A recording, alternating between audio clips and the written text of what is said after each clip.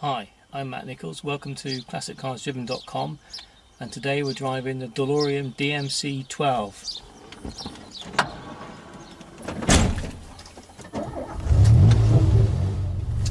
Now, before we continue, I could start to tell you that this car was modified by Doc Brown. Unfortunately, it wasn't. I could tell you that it was driven by Marty McFly and he went back in time, but unfortunately he didn't. I could also tell you it's powered by plutonium, but I'm afraid it's not, and nor does it produce 1.21 gigawatts of electricity that powers the flux capacitors to take it through light speed and able to travel back or forwards in time. What I can tell you though, it's not a bad car to drive.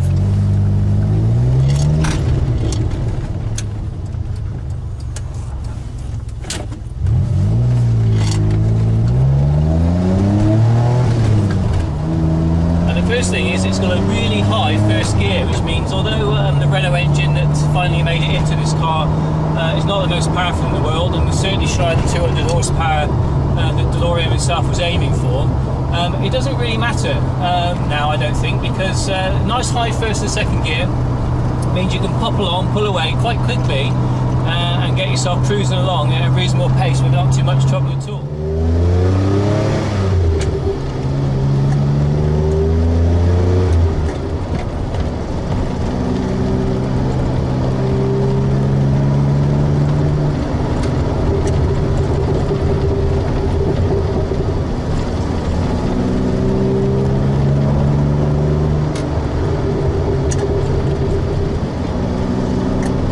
Is slung out the back, so it's not even mid-mounted, it is in fact rear-mounted over the rear axle.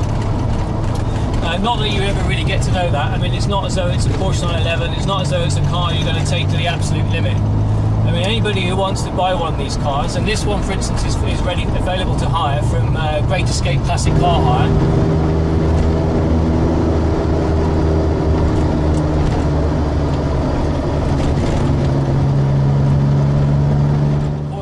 That we drove that was also left-hand drive. The sort of downside of this is that as well as being left-hand drive, it's actually quite wide. So with the Porsche it was quite easy to navigate through country lanes and you get away with the fact it's left-hand drive. I think that this is a little bit different, it's a bit wider.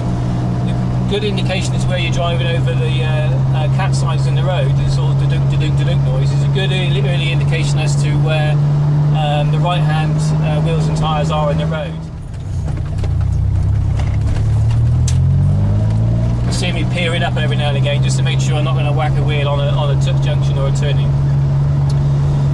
So yeah, no, okay. I mean, it's not. This is not a sports car. It's not a particularly fast car. But I went into driving this with a lot of reservation. I thought that the car was going to be all about its looks, and there was going to be nothing to it in terms of driving. And it's quite incredible when you do pull away for the first time and you feel the sort of, you know, you have to check where you've got the gear lever. It almost feels like you're pulling away in third gear. And so you check and you realise, no, that was actually first gear. And then there's another even higher ratio, second, third, fourth, fifth behind that. And there's massive range from the Renault engine, the V6 engine slung out the back. So despite the shortcomings in power, the range in the engine, not massive amount of torque, but just enough range to mean that you can go up through the gears and actually feel like you're travelling at a reasonable pace.